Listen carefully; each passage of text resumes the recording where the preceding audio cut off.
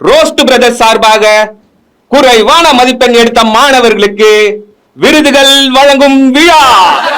முதலாவதாக 500க்கு 69 மதிப்பெண் எடுத்த Thiru Leo Vijay. Leo is a badass. I'm a badass.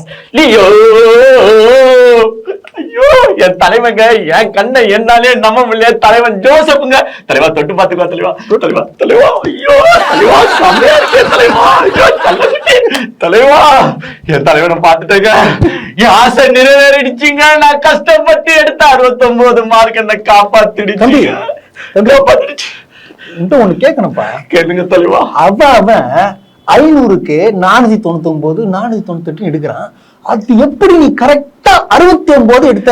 How is it possible? அதுக்கு பின்னாடி ஒரு பெரிய வரலாறு இருக்கு தலைவா. வரலாறு தலைவா, மைக்கு கொடுத்தனா நான் கொஞ்சம் எக்ஸ்பிளைன் பண்ணிடுவேன் தலைவா. அதுதான் வச்சிருக்கேன், பேசுங்க பேசுங்க பேசுங்க.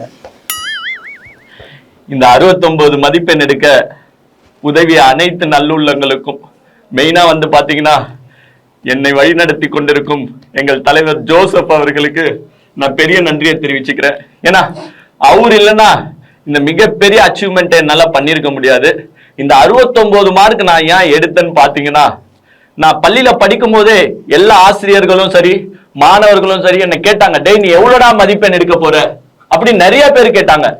எல்லாருமே என்ன தெரியுமா சொன்னாங்க, நான் 499 எடுக்க போறேன், நான் 498 எடுக்க போறேன் அப்படின்னு சொன்னாங்க. ஆனா நான் அப்போத்துல இருந்தே சொன்னது 69 தான் நான் எடுப்பேன் அப்படின்னு சொன்னீங்க. ஏன் தெரியுமா? ஏன் தெரியுமா? ஏன்னா என் தலைவன் ஜோசப் நடிக்கிற 69வது படங்க ஜனநாயகன். அதுக்காக தாங்க நான் 69 மார்க் எடுத்தேன்.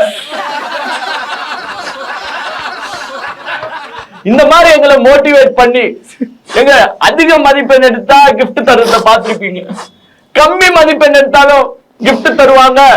இந்த மாணவர்களையும் நான் கைவிட மாட்டேன் அப்படின்னு உதவி கொண்டு இருக்கிறவருங்க நம்முடைய தலைவர் ஜோசப் அவர்களுக்கு என்னுடைய வாழ்த்துக்கள், என்னுடைய நன்றி. அதே மாதிரி எங்களை நல்லா மோட்டிவேஷன் பண்ணுவாருங்க. உதாரணத்துக்கு லியோ படத்துல பாத்தீங்கன்னா, 10வது பாட்டில் நான் குடிக்க அண்டாவ கொண்டா சேஸ் அடிக்க அப்படிலாம் பாட்டு பாடி எங்களை மோட்டிவேட் பண்ணிருக்காரு. அப்புறம் மில்லி உள்ள போனா போதும் கில்லி வெளிய வருவாண்டா, இப்படி எல்லாம் யாரால இங்க மோட்டிவேட் பண்ண முடியும் ஸ்டூடெண்ட்ஸ? அதனால நல்லா மோட்டிவேட் பண்ணி என்னை இவ்வளவு பெரிய அச்சீவ்மெண்ட் செய்ய வச்சிருக்கிற ஒரே தலைவர் எங்களுடைய தலைவர் ஜோசப் தான். இவர் மிகப்பெரிய நடிகர் மட்டும் இல்ல, வருங்காலத்துல சிஎம் ஆகணுங்க. சிஎம் ஆகணுங்க. ஏங்க நான் நெக்ஸ்ட் வருஷமா இதே பிரைஸ் வாங்குவேங்க. நான் வாங்குவேன், நான் ஷூரா வாங்குவேன் ஐயா. நான் வாங்குவேன், என்ன பேச விட்டுருங்க ஐயா. ஐயா வாங்குவேன், சிஎம் கையால வாங்குவேன், சிஎம் கையால வாங்குவேன். கண்டிப்பா நான் சொல்லி கூட்டு வரல. இல்ல, இது வந்து நான் வந்து சொல்லி கொடுத்து நான் வந்து கூட்டு வரல. சத்தியமா பேசுறேன், சத்தியமா சத்தியமா நான் சொல்றேங்க, சாமி சத்தியம் சொல்றேன், அவர் மேலே கூட சத்தியமா போடுறேங்க. சத்தியமா ஒரு சொல்லி கொடுத்து நான் பேசல. எங்க மாவட்ட செயலாளர்லாம் எதுவுமே சொல்லி கொடுக்கல ஐயா. ஐயா எங்களை அங்கிருந்து வீட்டுல இருந்து கூப்பிட்டு வந்தாங்க, ஸ்ட்ரைட்டா ஏமா நீங்களே போய் பேசுங்கன்னு சொன்னாங்களே தவிர்த்து அவங்க எல்லாம் எதுவுமே சொல்லியும் கொடுக்கல, ஏதோ எழுதியும் கொடுக்கல. அதனால ஐயா ஐயா தப்பாலாம் நினைக்காதீங்க, அவரு சொல்லி தர பஞ்சனா ஐயா. இல்ல இல்ல நான் சொல்லி தரல. ரொம்ப நன்றி ஐயா, ரொம்ப நன்றி ஐயா. ஐயா அடுத்த வாட்டி ஐயா 70வது படம் நடிப்பாரு. அதனால நான் இப்பயே சொல்லிடுறேன், அடுத்த வாட்டி நான் முடிவு செஞ்சிருக்கிற மதிப்பெண் பாத்தீங்கன்னா 500க்கு 70 ஐயா. தேங்க்ஸ் ஐயா. ஐயா அந்த கிஃப்ட் ஏதோ தருவீங்க ஐயா. என்னையா தட்டு தரீங்க ஐயா? அங்கங்க மோதிரம் கமல்னு தராங்க, நீங்க தட்டு குத்துறீங்க தம்பி. அதெல்லாம் வந்து நல்லா படிச்சு நல்ல மார்க் எடுத்தவங்களுக்கு. நீ வந்து கம்மி மார்க் எடுத்திருக்க, அதனாலதான் உனக்கு தட்டு கொடுக்குறேன். என்னையா தட்டு ஐயா? தட்டா சவுண்ட் வருது தட்டுல. நல்ல தட்டு ஐயா. 2 ஹவருக்கு பேசிருங்க உங்களை பத்தி ஐயா. போட்டோ எல்லாம் அப்புறமா எடுத்துக்கலாம் ஐயா. ஐயா 2 ஹவர் பேசிருக்கேன், இன்னொரு தட்டாச்சு எக்ஸ்ட்ரா கொடுங்கயா. என் ஃப்ரெண்ட் வந்திருக்கான் ஐயா, அவன் 70 எடுத்துட்டாயா, அதனால மிஸ் ஆயிடுச்சியா. இன்னொரு வாட்டி குடிங்க எக்ஸ்ட்ரா பிட்டு தானே பேசுறேன். ஐயா கிட்ட நான் இன்னொரு தட்டு வாங்கணும். அதனால பாத்தீங்கன்னா ஐயா வந்து வருங்காலத்துல சிஎம் ஆகணும், அவர் வந்து மக்களுக்கு நல்லது செய்யணும், வைன் ஷாப்பை முன்னும் எல்லாத்தையும் முன்னும் அவர் தான் வருங்காலத்து ஊழலை ஒழிக்கணும். ஊழலை ஒழிக்க போகும் ஒரே தலைவருங்க. அவரு ஊழல்வாதிலாம் கிடையாதுங்க, அவரு நல்லவருங்க. அவரு வந்து பிளாக் டிக்கெட்லாம் விக்கல. நிறைய பேர் சொல்றீங்க அவர் பிளாக் டிக்கெட் விக்கிறாரு. அவர் பிளாக் டிக்கெட்லாம் விக்கல. அவர் யாருங்க சொன்னா? அதெல்லாம் ப்ரொடியூசர் பண்றாங்க, என் தலைவன் பண்ணலங்க. அதெல்லாம் அவரு வந்து பாத்தீங்கன்னா ஐடி பே பண்ண மாட்டேன்னு சொன்னாரா? ஏதோ நிறைய பேர் சொல்றாங்க காருக்கு கூட டாக்ஸ் பே பண்ணலன்னு சொல்றாங்க. அதெல்லாம் தப்புங்க, முற்றிலும் தப்பு. நல்ல மனுஷங்க இந்த மூஞ்சி பாருங்க. ஐயா தட்டியா என்னையா இது பாக்கு தட்டு தரீங்க? இந்த சாப்பாடு போடுவாங்க, சாப்பிடுங்க. அந்த தட்டு உங்களுக்கு தொப்பிட்டே கொடுத்துறேன் நான். இதுக்காக நான் இவ்வளவு சத்தம்? பூசி இவனெல்லாம் போய் இளைய காமராசர்னு வேற சொல்லு சுத்தி இருக்கானுங்க. இளைய காமராசரா? பாக்கு தட்ட தர, பாக்கு தட்டுற. Oh my God, oh my God, oh my God. என்ன ஓ மை காட், என்ன நடிப்புடா டேய். பயங்கரமான பெர்ஃபார்மன்ஸ் என்ன பண்றாங்க. டயலாக்ஸ், என்ன பெர்ஃபார்மன்ஸ், என்ன ஸ்கெட்ச் போட்டு ஒரு சினிமா வசனம் எல்லாம் எழுதி கொடுத்து இன்றைய தலைமுறையை நாசமாக்கி இருக்கிறீங்களே. கொஞ்சமாச்சு மனசாட்சி. அவங்க அப்பா அம்மா எல்லாம் கூட வந்து அம்மா நடிக்கிற நடிப்பு இருக்கு இல்லங்க. சரி இப்படி எடுத்துக்கலாமா? நான் கேக்குறேன். என்ன எடுத்துக்கலாம்? இப்ப வந்து ஒரு ஒரு உதாரணத்துக்கு ஒரு 1000 மாணவர்கள் வந்திருக்காங்கன்னு வச்சுக்கோ. சரி. அதுல ஒரு 100 மாணவர்கள் பேசுறாங்க. அவங்களாம் ஆசைப்பட்டு பேசுறாங்க கூட வச்சுக்கோ. 100 மாணவர்கள் என்ன செய்யறாங்க? பேசுறாங்க, நீங்க தான் சிஎம் ஆகணும், நீங்க தான் இப்படி ஆகணும், அப்படி ஆகணும் துதிப்பாடுறாங்க. மிச்சம் 900 மாணவர்கள் பேசல. ஆமா. அப்ப அவங்களுக்கு எல்லாம் உங்களை பிடிக்கலன்னு வச்சுக்கலாமா? இல்ல, கரெக்டா நியாயமா? கரெக்டான கேள்வி. எங்க வந்திருக்கிற 1000ல 100 பேர் பேசுறாங்க, 900 பேர் பேசலன்னா அப்ப அந்த 900 பேருக்கு உங்களுக்கு பிடிக்கலன்னு தானே அர்த்தம்? ஆமா. நீங்க சிஎம் ஆகுறது விரும்பலன்னு தானே அர்த்தம்? கண்டிப்பா அப்படித்தானே லாஜிக்கலி. இல்லன்னா வர எல்லாருமே பேசணும்ல. ஆமா. டைலாக்ஸ் எழுதி கொடுத்து மாணவர்களை வந்து மாட்டிக்கினாருங்க அவரே. அவரே சொல்லிட்டாப்புல பாரு. இந்த வீடியோ பாருங்களேன். அன்பான நன்றியை நான் தெரிவிச்சுக்கிறேன். அப்புறம் வந்து தளபதி அண்ணா வந்து நீட்டை பற்றி போன மீட்டில் சொன்னார். அது வந்து எங்களுக்கு ஒரு நல்ல மோட்டிவேஷனாக இருந்தது. அதனால் நான் சொல்கிறேன், இவர் தான் 2026 சிஎம்மாக வருவார். கண்டிப்பா நான் சொல்லி கூட்டு வரல. இந்த வீடியோலயே உங்களுக்கு தெளிவா தெரிஞ்சிருக்கு எதுக்கு இந்த டயலாக், எதுக்கு நீயே மாட்டிக்கின. நீ ஏன்னா நடிக்க கூட தெரியலங்க. அங்க கூட அது ஆக்சுவலா பார்த்தா விஜய் சொல்லி கொடுத்து கூட்டு வந்திருக்காங்கடா. இந்த மாவட்ட செயலாளர்கள் இருக்காங்க, ஓவர் பில்டப். விஜய் கிட்ட நல்ல பேர் வாங்கணும் அப்படின்றதுக்காக ஸ்டூடெண்ட்ஸ் கிட்ட வந்து எங்க இப்படி பேசுங்க இப்படி பேசுங்க. அப்படி பேசும்போது லைட்டா இந்த மாவட்ட செயலாளர் பேரையும் கொஞ்சம் சொன்னீங்கன்னா கொஞ்சம் சொல்ல மாட்டாரு. உடனே விஜய் என்ன பாரா, இந்த மாவட்ட செயலாளர் ஸ்டூடெண்ட்ஸ் எல்லாம் வந்து பார்த்தோம்னா நம்ம மேல தீவிர வெறியா இருக்காங்க, நம்மள முதலமைச்சர் ஆகாம இவங்க எல்லாம் ஓய மாட்டாங்க போல அப்படின்ட்டு அந்த மாவட்ட செயலாளர் பாராட்டுவார்ல. இன்னும் சென்னை சைடு வரல போல. சென்னை சைடு வந்தா இன்னும் ஆக்டிங் எல்லாம் வந்து ஆயிரும். ஏன்னா சென்னையில இருக்கிற மாவட்ட செயலாளர்கள் எல்லாம் பாத்தீங்கன்னா ஆல்ரெடி வந்து சினிமா ஹீரோக்கள் மாதிரிதான். ஆமா, அப்படியே ரீல்ஸ்ல ட்ரெண்டிங் பண்ண விடுறதும். ட்ரெண்டிங் சாதாரண ட்ரெண்டிங்கா அது. வாடா வாடா சென்னை பக்கம் வரட்டும், ரீல்ஸ் போடுறதாங்க வேலையே, அதான் கட்சி வேலை. சென்னை பக்கம் வரட்டும்ல பாத்துக்கிறோம் அப்படின்ட்டு இப்ப சென்னை மாவட்ட செயலாளர்கள்லாம் ஆக்சுவலா டைலாக்ஸ் ரெடி பண்ணி வச்சிருக்காங்க. இப்ப எல்லாம் ஒரு ஸ்கிரிப்ட் பாயிண்ட் இருக்கு, ஆக்டிங் பாயிண்ட் இருக்கு. இப்போ ரிகர்சல்ங்க. ஆமா, எல்லாருமே என்ன பண்ண ஆரம்பிச்சிட்டாங்கன்னா அதிக மதிப்பெண் எடுத்தானோ எடுக்கலையோ அது தேவையில்ல, ஸ்டேஜ்ல ஏறி யார் நல்லா பேசுவேன், ஆமா, அவங்க யார் நல்லா துதிப்பாடுவேன், தனியா கூட்டிட்டு போயிட்டு அவங்க சால்வே மரியாதை கொடுக்கறது. கூட்டின்னு போயிட்டு தம்பி ஒரு பேப்பர்லாம் நான் எழுதி கொடுக்கல, ஒரு 6 லைன், 6 லைன நறுக்குன்னு தம்பி நீயா சொல்ற மாதிரி இருக்கணும் தம்பி. மைக் எல்லாம் கொடுத்து ஒரு ஸ்டேஜ் உள்ளே ரெடி பண்ணி பேச வைக்கிறாங்க. இது கண்டுபிடிச்சாச்சு நம்ம. தம்பி நீயா பேசுற மாதிரி இருக்கணும் தம்பி, தயவு செஞ்சு அதை நான் காட்டி குத்துறாத. அதே மாதிரி எங்க பேரெல்லாம் கொஞ்சம் அங்கிருந்து கூட்டிட்டு வந்த மாவட்ட செயலாளர்கள் எங்களை கஷ்டப்பட்டு கூட்டு வந்தாங்க, வேர்வை சிந்தி கூட்டு வந்தாங்க, பஸ்ஸை வச்சு கூட்டு வந்தாங்க, எதுவுமே சொல்லி கொடுத்துலாம் கூட்டு வரல. What is this? போன வீடியோலயே நம்ம கேட்டோம், ஐயா இந்த பாராட்டு விழா விஜய்க்கா இல்ல மாணவர்களுக்கா? எங்களுக்கு ஒன்னும் புரியல ஐயா. விஜயை மோட்டிவேட் பண்றதுக்காக பண்ற வேலைங்க இது, மாணவர்களை மோட்டிவேட் பண்றதுக்கு. ஏங்க நீங்க சொல்றீங்களே வீட்டுக்கு வீட்டுக்கு வந்து காசு கொடுப்பாங்க, காசு வாங்காதீங்க, காசு வாங்கிட்டு ஓட்டு போடாதீங்க அப்படின்னு சொல்றீங்களே, இப்ப நீங்க என்ன பண்ணிருக்கீங்க? நீங்களே மாணவர்களுக்கு கிஃப்ட் தரேன் சர்டிபிகேட் தரேன்ற பேர்ல ஓட்டு அரசியல் பண்ணிட்டு இருக்கீங்க. என்ன பண்றீங்க? கேம்பெயின், எலெக்ஷன், வாக்கு பிச்சை, ஓட்டு பிச்சை கேட்டுக்கொண்டிருக்கிறீர்கள் மிஸ்டர் ஜோசப் விஜய். வரவங்கிட்டலாம் வா நான் தான் சிஎம் ஆக போறேன் கொஞ்சம் சொல்லிட்டு போமா. 10th படிக்கிற பசங்க கிட்ட ஒரு பிட், நீங்க நான் 12th படிக்கும் போது நீங்க சிஎம் இருப்பீங்க, நான் சிஎம் கிட்ட வந்து இப்ப எல்லாருமே இந்த டயலாக், எல்லாருமே என்னன்னா அடுத்த வருஷம் எங்க அண்ணன் சிஎம் ஆயிடுவார்ல கண்டிப்பா. அது இன்ஸ்டாகிராமா பேஸ்புக்கா ட்விட்டரா யூடியூபா மட்டும் தான் தெரியல தவிர்த்து 100% அவருக்கு ஒரு சிஎம் சீட்டு வெயிட்டிங். எதுனா ஒரு ஆப்ல கன்ஃபார்மா வந்து அவர் சிஎம் ஆக போறாரு. அப்போ அவர்கிட்ட வந்து நாங்க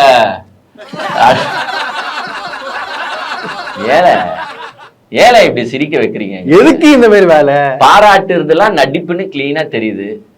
பேரண்ட்ஸா பாராட்ட விடுறீங்க. ஏன்னா அப்பதானே அடுத்த வாட்டி மதிப்பெண் எடுக்கும் போது கூப்பிடுவீங்க.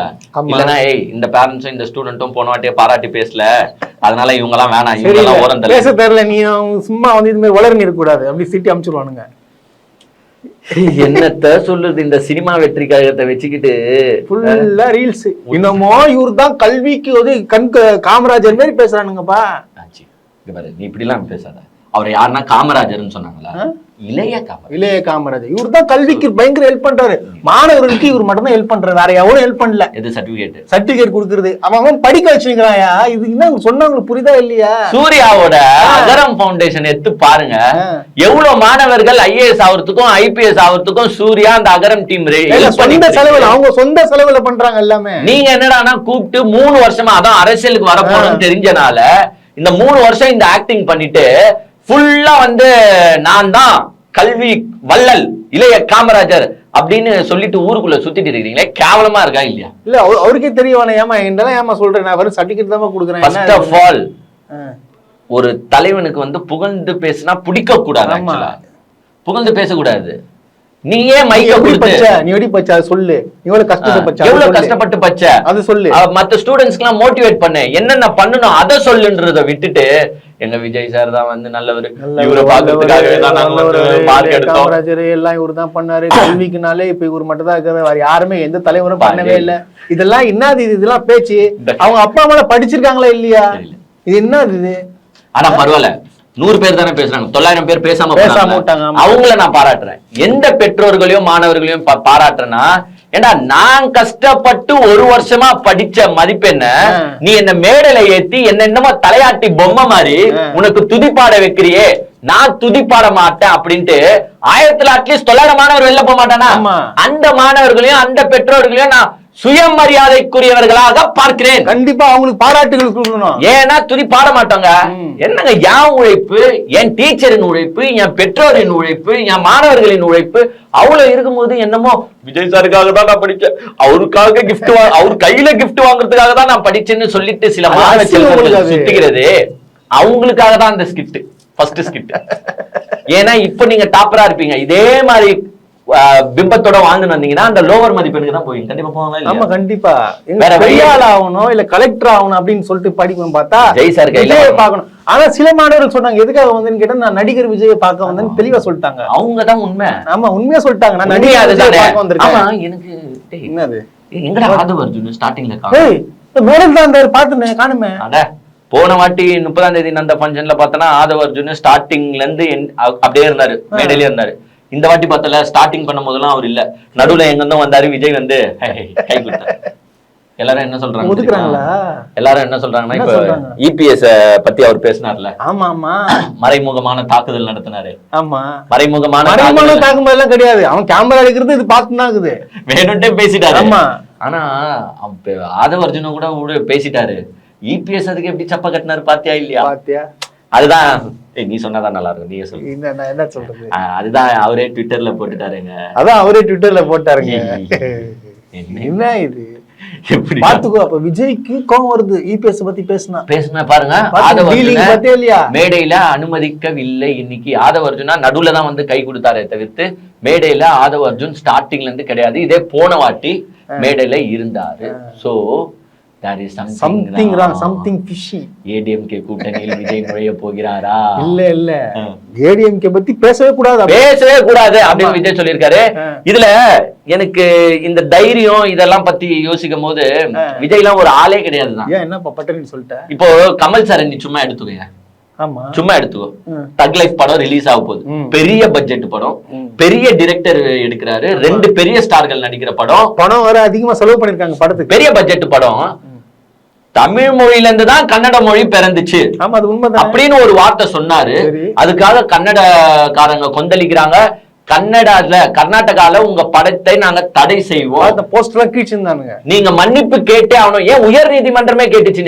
ஏன் மன்னிப்பு கேட்கறதுல உங்களுக்கு என்ன இருக்கு? மக்களை ஏன் ஹர்ட் பண்றீங்க?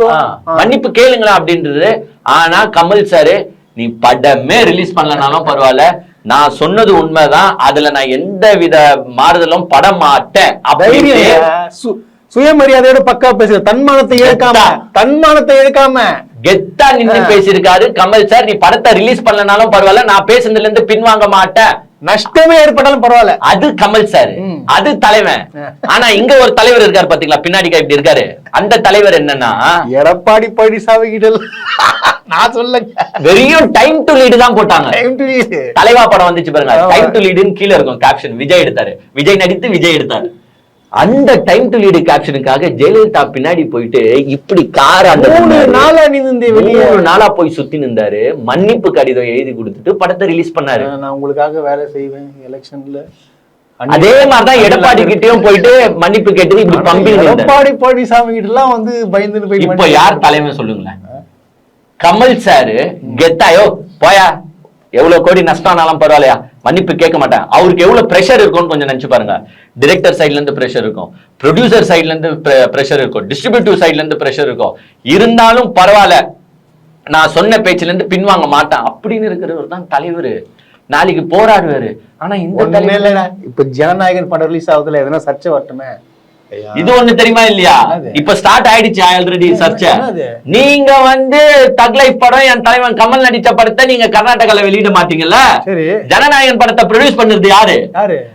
பெங்களூரை சேர்ந்த ப்ரொடக்ஷன் டீம் தான். ஒண்ணு அவன் பிரச்சனை பண்ணுவானே, அவன் பிரச்சனை பண்ண மாட்டான். இங்க நாங்க பிரச்சனை பண்ணுவோம் அப்படின்னு கமல் ஃபேன்ஸும் சரி, கொஞ்சம் தமிழ்நாட்டு ரசிகர்களும் சரி கொந்தளிக்கிறாங்க.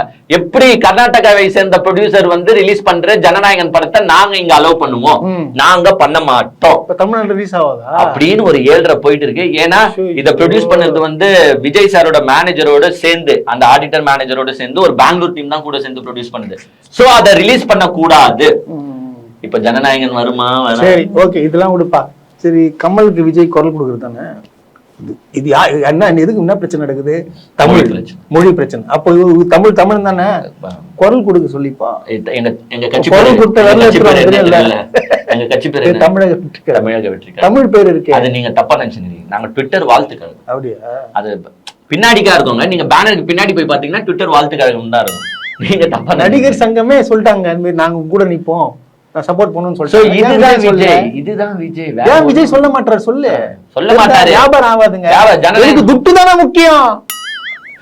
லாஸ்ட் படம்ல அதுக்கு ஒரு 300 கோடி ஆச்சு நான் சம்பாரிச்சு போறேன்னு ஏன்டா இப்படி பண்ணுறீங்க? அப்ப பாத்துக்கோ, மணி மைண்டட் பர்சன், வெள்ளி மணி மைண்டட் பர்சன். இதுக்கப்புறமா பாத்தீங்கன்னா உங்களுக்கு விஜய் நடிச்சு முடிச்சிட்டாரு தெரியுமா? இனிமே 24 hour நான் பாலிடிக்ஸ் 24 மணி நேரமா தான் வேலை. 24 மணி நேரம் அரசியல்ல தான் ஈடுபடுறேன். யார் வேணாலும் பனையூர்ல வந்து என்கிட்ட அரசியல் பண்ண போலாமா? ஆமா, பனையூருக்கு போலாம். ஆமா, பனையூர்ல போய் அரசியல் பண்ணிட்டு வரணும். அவரு வெளில வர மாட்டாரு, அரசியல் பண்ணிட்டு வரணும். ஆமா, நம்ம போயிட்டு சார் இதெல்லாம் சொன்னா அவர் வந்து நாளைக்கு ட்வீட் போட்டுருவாரு. அரசியல் 24 hours அரசியல். இனிமேட்டு வந்து இந்த யூடியூபர்ஸ் எல்லாம் பாத்தீங்கன்னா ஒரு கணக்கு வச்சிருப்பாங்க, டெய்லி வந்து 3 வீடியோ போட்டே ஆகணும். ஏன்னா அவங்களுக்கும் குடும்ப குட்டிக்கணும், அவங்களும் வருமானத்தை பார்க்கணும். ஏன்னா 24 hours அதுக்காகவே வேலை செய்யறவங்க. நாங்க தான் வந்து ஒரு வீடியோ போடுறதுக்கே சோம்பேறித்தனம் பட்டு ஒரு வீடியோ போடுறதே கஷ்டப்பட்டு போடுறோம்னு வச்சுக்கோங்க. மத்த யூடியூபர்ஸ்ல அப்படி கிடையாது. ஒரு 3 வீடியோ இல்ல 4 வீடியோ போட்டே ஆகணும் அப்படின்ற கணக்குல இயங்குவாங்க. அதே மாதிரி இப்போ விஜய் சார் வந்து பாத்தீங்கன்னா 24 hours பாலிடிக்ஸ்ல குதிச்சனால இனிமேட்டு அவருக்கு கட்டளை இட்டாரு அட்மின் கிட்ட, நான் 24 hours வந்துட்டேன், இனிமேட்டு அட்லீஸ்ட் ஒரு நாளைக்கு 5 ட்வீட் வச்சிருக்கணும். 4 hours டைம் கேப்ல ஒரு 5 ட்வீட். இதுதான் அரசியல். 24 hours. வெளியே போயிட்டு அதெல்லாம் கிடையாது. நீங்க தப்பா பண்ணுங்க. மழை கிளைமேட் வரட்டும், கொஞ்சம் இப்ப வெயில் அடிக்குது. தமிழகத்துல வேற ஒரு 4-5 நாள் வெயில் அடிக்கும்னு சொல்லிட்டாங்க. நான் படம் முடிஞ்ச கலைப்புல இருக்கு, அருமையா இருக்கு. இன்னைக்கு அவார்டை கொடுத்துட்டு நான் I'm going to take rest, rest எடுத்துட்டு நான் அரசியலுக்கு வரேன். இப்ப வேற பாத்தீங்களா, இதுக்கப்புறமா நிர்வாகிகளை சந்திக்க போகிறாராம். ஃபயர் மோட்ல தான் இருக்காரு. நிர்வாகிகளை சந்தித்து ஆன்லைன்லயா பனையூர்ல நிர்வாகிகளை சந்தித்து அவர்களின் குறைகளை கேட்டறிந்து என்ன பண்ணணும் ஏது பண்ணணும், பூத் ஒர்க் எல்லாம் நடக்குதா நடக்குதான்னு புரியலையே. சோசியல் மீடியால நல்ல வியூஸ் போதான்னு கேட்பாரு, அவ்வளவுதான். பூத்துக்கு போய் கமிட்டி மீட்டிங் நடத்துனீங்களே, என்ன ஆச்சு ஏதாச்சு, அப்புறமா வேலையை ஃபாலோ பண்ணானுங்களா, எதுனா தெரியுமா அவங்களுக்கு? பூத் ஒர்க்னா என்னன்னு தெரியுமா? எதுவுமே தெரியாது. போயிட்டு ஆன்லைன்ல ஒரு கிளாஸ் எடுக்கிற மாதிரி எடுத்துட்டு வந்தீங்க. அவனுங்களும் வந்து அந்த பென்ட்ரைவ் எடுத்துட்டு போய் வச்சானுங்க. நீங்க சொன்ன டீடைல்ஸ் எல்லாம் டெலிட் பண்ணிட்டு படங்கள் ஃபுல்லா காப்பி பண்ணி உள்ள இறங்கிட்டாரு. சுறா படமா பறந்துனுக்குது போல. ஏதோ ஒண்ணு, எல்லாம் நன்மைக்கு நல்லதே நடக்கும்.